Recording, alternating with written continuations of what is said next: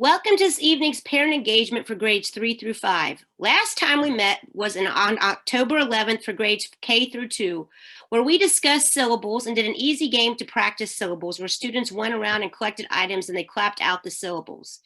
These parent engagement meetings will be put on the second Monday for grades K through 2 and the third Monday of every month for grades 3 through 5.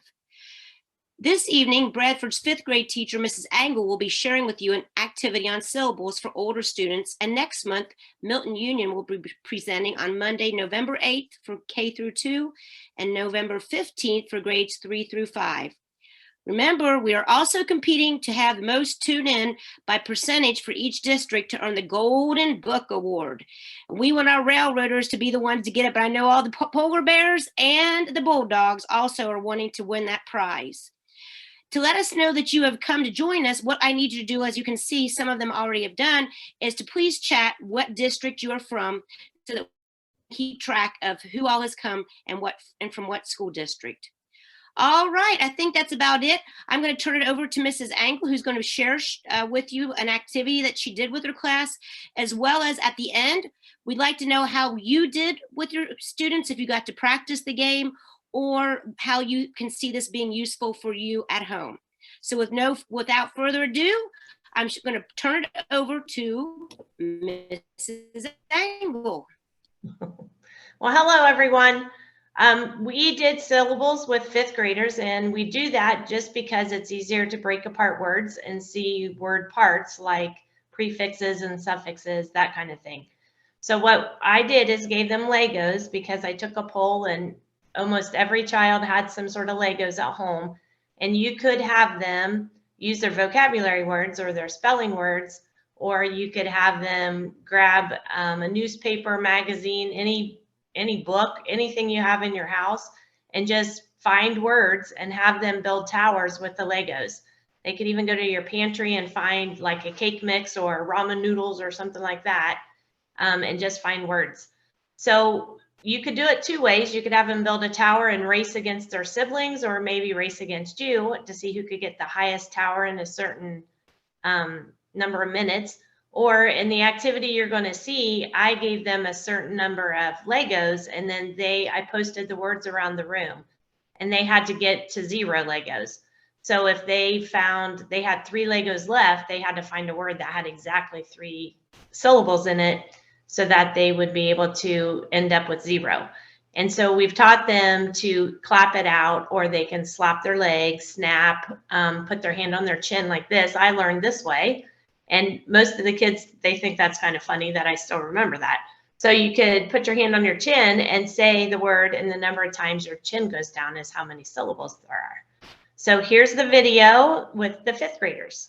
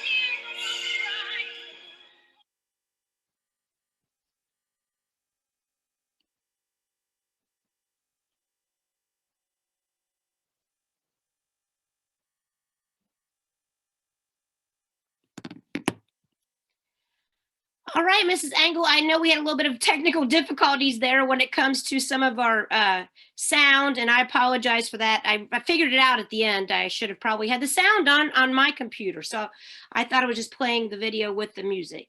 So I apologize for that.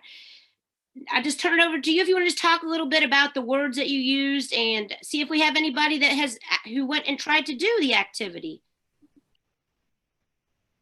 So we used words like expedition, exploration, because we were studying some Lewis and Clark, their expedition across the country. So we had words like that. I also had some of their spelling words, which was something like autograph, photosynthesis, things like that. So those are the kind of words that we used. You could use any kind that you'd want, really. So if you have a third grader, your words would be as long. Fifth grade, they would have more involved words. So I don't know if you had a chance to try it, if you wanted to try it, you could do that too, but it's pretty simple and it just helps them to develop their fluency. I did notice that someone did the word beliefs. That was one of the words that they were working on. So, you know, that would be how many syllables, how many Legos would we take, Mrs. Angle, for beliefs? Oops, 2. Beliefs. Very good. And I, like I said, I apologize for the video. I could show it again if you wanted to hear the music, because it kind of went along with the theme that they were learning about, which was biomes, correct? Correct.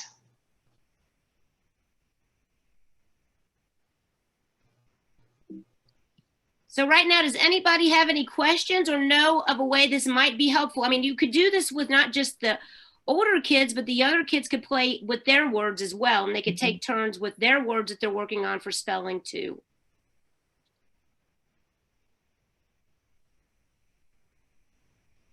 Anybody have any other words that they practice maybe with this game?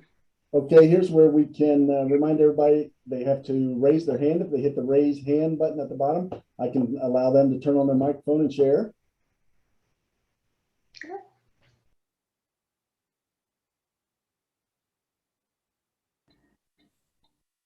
Mrs. Shepherd, you should be on. Hi. So I teach a multiple of grade levels. I'm in a cross cat room. And I'm super excited because I think I'm going to start trying this with our sight words that we use every week. Just kind of gives them an additional way to practice those. And it can be very active, which seems to help. Yeah, I like that. I like that you posted it around the room.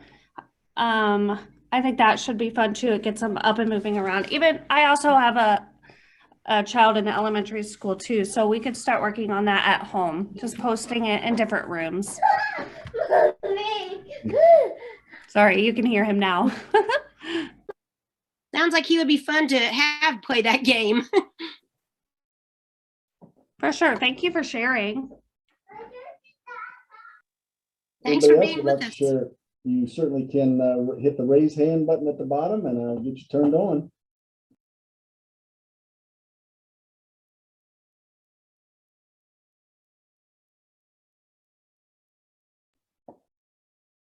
The hand went up and back down pretty quick. Someone.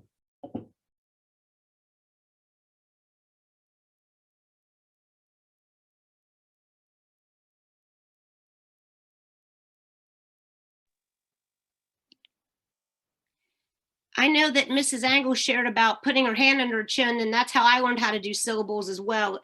Does anybody else have a technique that you know of that they might have learned how to do syllables in the past?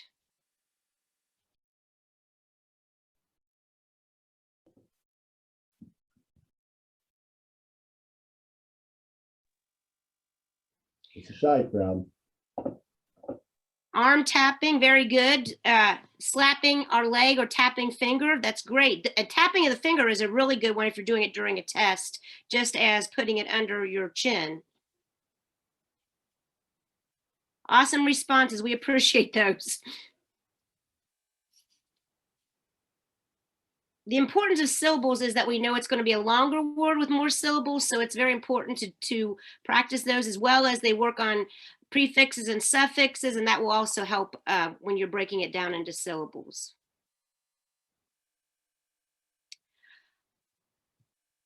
Well, I think that I will play the video for us to leave with the music on it, so that you could watch the video one more time with the music. Again, I apologize. We're learning every time, but we do appreciate you being here.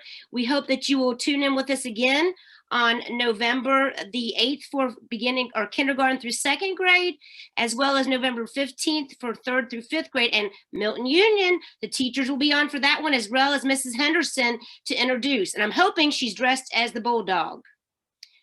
Anything else anybody would like to share before I show the video? And we hope that you have an amazing evening and that this is something you can do maybe on a rainy day or a snowy day when we're trying to practice our words. Mrs. Engel, anything else that you'd like to share? Just go Rotors.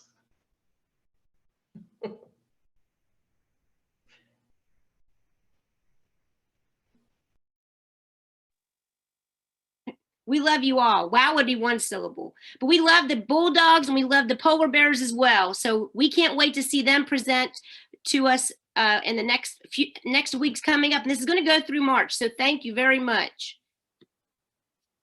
All right, let's show that video one more time. Have a great evening. And again, thanks for coming on this evening.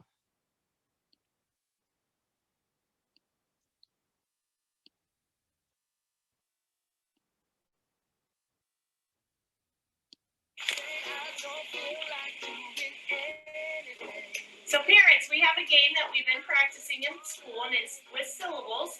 So it will help your students be able to sound out words and hopefully apply that to their vocabulary and spelling words. So here's how we're going to play. It's just simply with Legos. I've given them their vocabulary words. You could use spelling words. You could take them to your cabinet and pull out a cake mix box.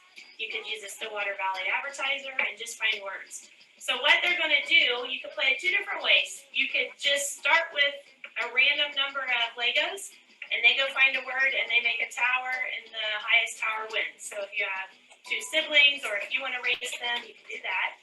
We're going to do it a little bit more difficult. I've given them 15 Legos, and when I say go, they're going to go find their words, and they have to get down to 0 exactly. So if they only have 2 Legos left, they have to find a word that only has 2 syllables. And to find syllables, I've taught them they can put their hand on their chin and say the word, and every time their chin goes down, that's a syllable. Some kids slap it on their leg, they snap it. So they have different methods. They're getting pretty good at it. So we'll see if they can practice at home, and that will help. So guys, ready? So remember, they're all around the room. Cross off your word when you find it. You have to get down to 0. Okay, you ready? Get on your mark. Get set, go. It's a savage one. Can there be so much that you don't know?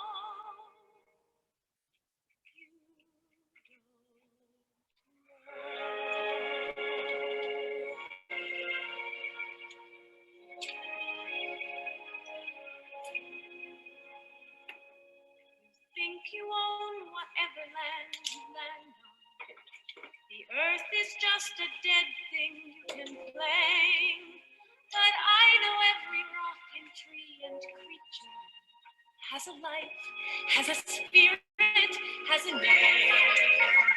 You think the only people who are people are the people who look and think like you. But if you walk the footsteps of a stranger, you'll learn things you never knew. Have you ever heard the wolf cry to the blue corn moon, or ask the grinning bobcat why he grinned? And you sing with all the voices of the mountain, and you paint with all the colors of the wind. Can you paint with all the colors of the wind?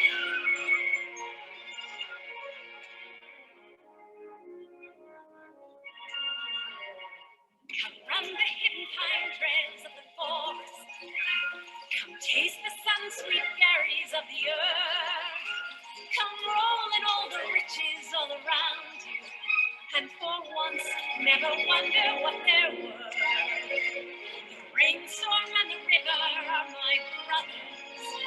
Aaron and the author are my friends, and we are all connected to each other in a circle, in a hoop that never ends. Sycamore road, if you cut it down, then you'll never know. And you'll never hear me cry.